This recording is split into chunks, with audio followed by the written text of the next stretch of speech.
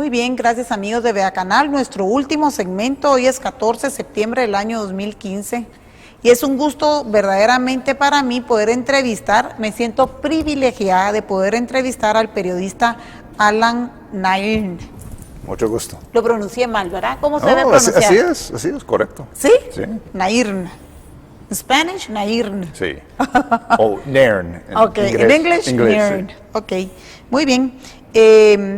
Señor Alan, cuando usted tenía 24 años, en 1980, vino a Guatemala al Triángulo Ixil. La primera vez en la ciudad, Okay. durante el tiempo de Lucas, el tiempo de los asesinatos y secuestros de activistas por el ejército, la policía y también los escuadrones del CACIF y el MLN. Usted tenía 24 años. Sí. Luego vuelve a venir a Guatemala en una época tan peligrosa. Sí, muchas veces he llegado por aquí y en 82 estaba en el Ixil, en las cercanías de Nevaj, cuando Ríos Montt estaba llevando a cabo su programa de aniquilar con las aldeas de la gente maya por ahí. ¿Usted convivió con ellos? ¿Estuvo ahí presente? Sí, sí. Estamos haciendo una filmación dirigido por Michael Wolfors con Jean-Marie Simon y yo. Y en Nevaj conocí al Mayor Tito Arias. Ese es el nombre que Otto Pérez Molina estaba usando en esa época. Y entrevisté muchas veces con Pérez Molina. ¿Esto es producto suyo? Sí, sí, esa es nuestra filmación. En ese momento, yo y Pérez Molina y Jean-Marie estábamos platicando y al fondo hay 4 cadáveres, 4 hombres. ¿Quién es él? Ese es mío. Y a la izquierda es Pérez Molina, Mayor Tito, Otto Pérez Molina.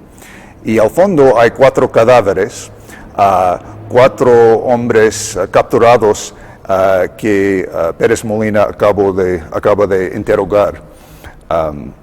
Y la tropa de Pérez Molina me contó en una manera muy directa, muy detallada, como ellos tenían órdenes que acabar con la gente civil.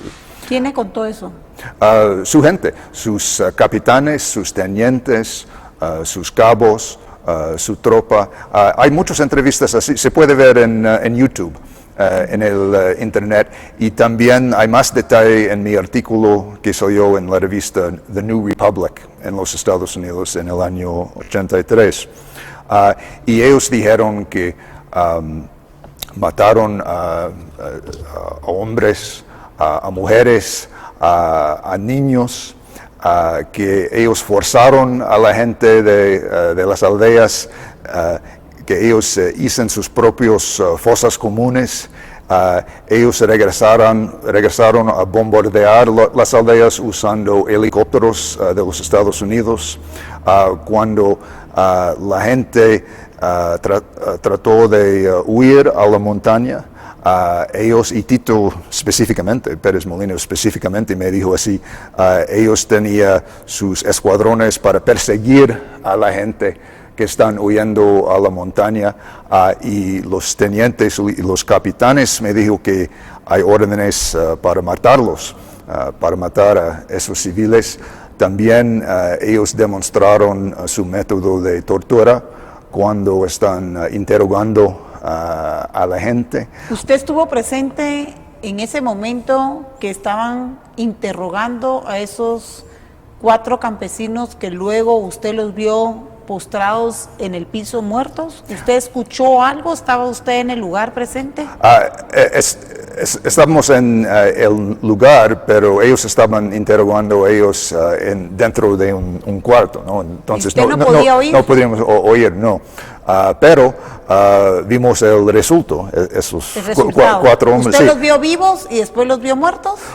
No, antes no nos vimos a ellos, pero la tropa contó, y se puede ver precisamente en el video, ¿no? Pongamos el inicio. La tropa dijo, nos presentamos a esos presos al mayor Tito, al mayor, pero ellos no quieren hablar. Entonces, así. They have to kill them. Evidentemente, sí. Pero un hecho importante es que ellos dijeron, y quizás es verdad, que ellos, los cuatro hombres, que ellos eran guerrilleros, que han portado armas, ¿no?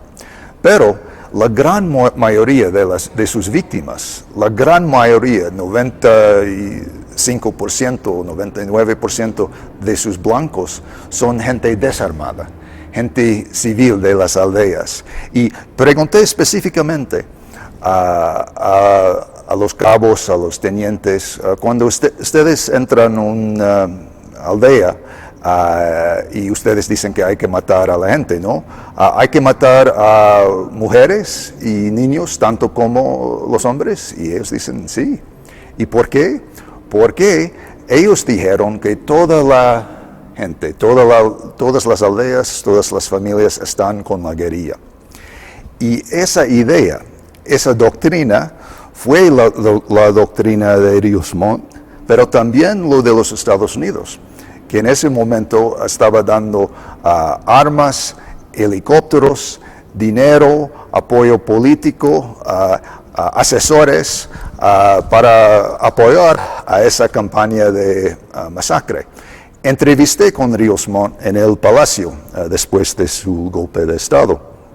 Y Rios Montt me dijo, por cada quien que está disparando, es decir, por cada guerrillero armado, hay 10 trabajando a su lado, es decir, 10 civiles, y hay que matar a todos.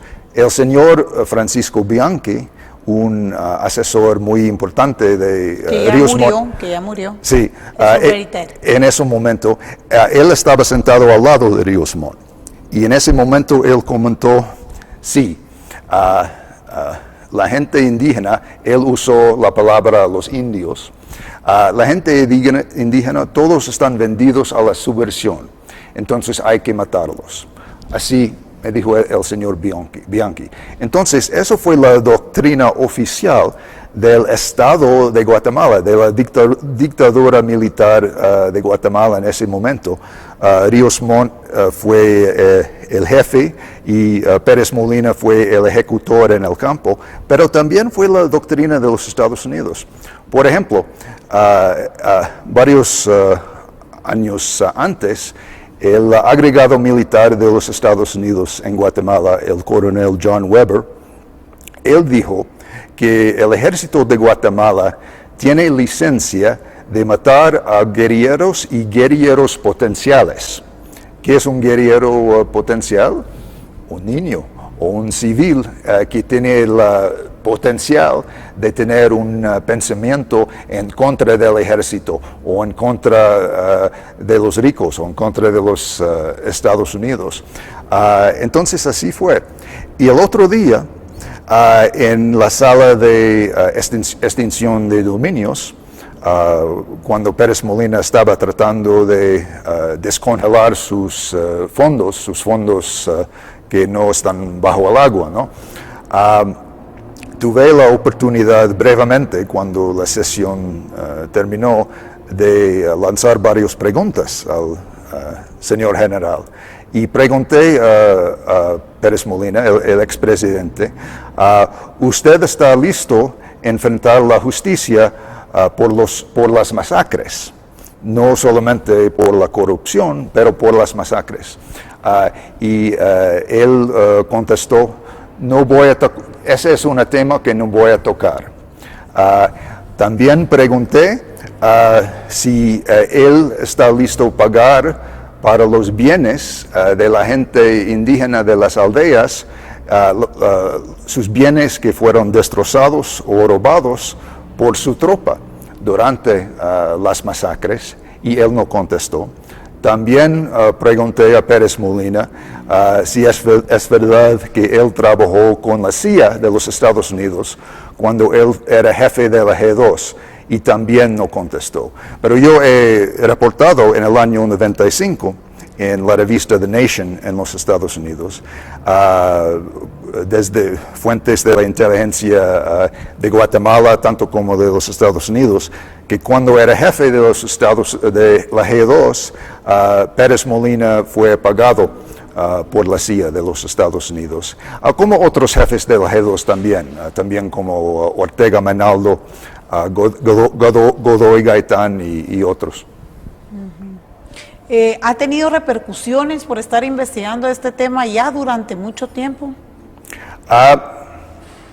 Fue un incidente un poco interesante. Después del artículo que salió en la revista The New Republic en los Estados Unidos en 83, fui invitado a almorzar por un señor que me dijo que tiene un mensaje para mí del ejército. Y ese señor dijo que el ejército quiere que usted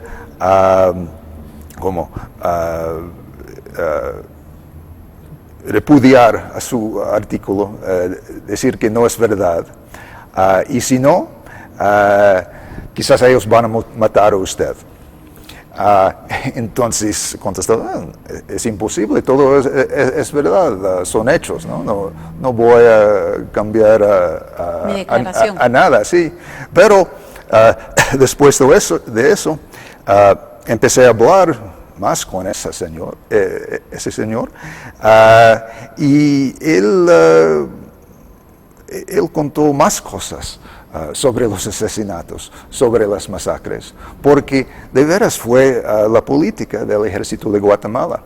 Y he visto esta vez, y llegué aquí hace 2 semanas más o menos, esta vez, que hoy en día muchos de los militares involucrados en los asesinatos, en la tortura, en las masacres, figuras como el general Quilo Ayuso, el coronel Ovalle Maldonado y muchos otros involucrados con el base de Cobán, donde ha hallado cientos y cientos de cadáveres de víctimas. Muchos de esos señores ahorita están apoyando al señor Jimmy Morales en su candidatura para la presidencia. Y el otro día fue muy interesante. El capitán Byron Lima, el preso, dijo que Jimmy es un amigo de él, que Jimmy ha visitado a él en el cárcel y que Jimmy va a ganar la presidencia con la ayuda de Jesús. Pero hablando de Jesús, el mismo señor capitán Lima es preso por causa de que es él que asesinó al señor obispo Gerardi. Después de Gerardi publicó su informe sobre las masacres.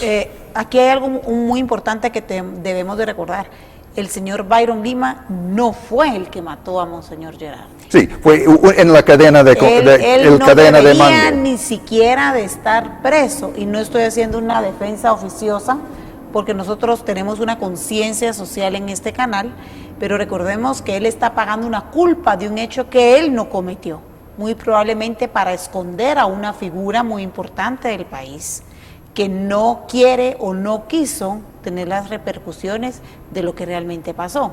Entonces, si Byron Lima el día de hoy tiene el carácter que tiene y se manifiesta como se manifiesta, es porque lo obligaron a cumplir conjuntamente con su padre una condena de un hecho que él no cometió. Recordemos que él no fue el que mató a Monseñor Gerardi. ¿Quién lo mató? Todavía es una interrogante.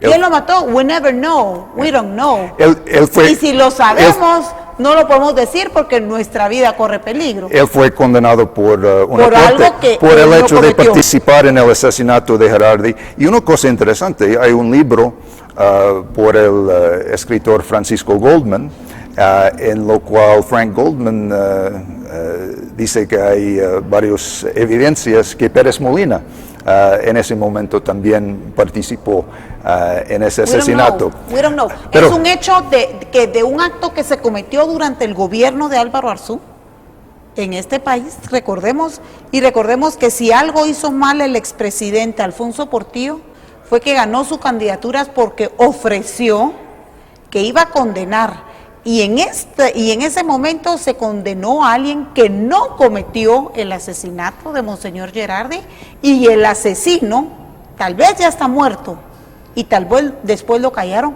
o probablemente sigue vivo. Es parte de la historia de Guatemala donde se buscan chivos expiatorios para poder tranquilizar a toda una población, dar pan y circo, pero la verdadera justicia nunca llega al verdadero responsable. Tengo una pregunta que hacerle. Ya que usted me está diciendo que aparentemente porque era la época de la Guerra Fría, hay que entender que era la época de la Guerra Fría y nos pusieron fuerzas externas a hacer una lucha en nuestro país que no nos correspondía. Pero como siempre, siempre obedecemos como nación a las fuerzas poderosas del mundo. Si usted hizo una investigación exhaustiva, y se lo digo con conocimiento de causa porque yo he entrevistado aquí, donde usted está sentado, en más de 3 oportunidades a Daniel Pascual, y él me ha contado su historia de por qué está en la lucha que está. Y él me ha dicho nombres de familias involucradas en el conflicto armado, ordenándole al ejército, que hay que recordar que ustedes como nación, por ejemplo, como la potencia del mundo, que yo bendigo, yo quiero, siempre y cuando la potencia ame a Israel, yo los bendeciré, ¿verdad? Yo soy muy creyente de la Torá. Entonces, la pregunta es la siguiente. Él vino aquí a sentarse y me dijo muchas veces, estas familias ordenaban que nos corretearan en las fincas. Ellos eran mozos y peones en esas fincas. Si vamos a decirle la verdad al pueblo, no solo inculpemos a los militares, ustedes tienen una nación con un ejército muy fuerte, que en nombre de su seguridad tienen conflictos armados en todo el país y los arman a la velocidad de la luz. Y nosotros simplemente no opinamos, porque es la política exterior de su nación. Entonces ahora hablemos de nuestra nación. Nos pusieron a luchar un conflicto armado que no pedimos, pero que para variar somos geopolíticamente interesantes para todos.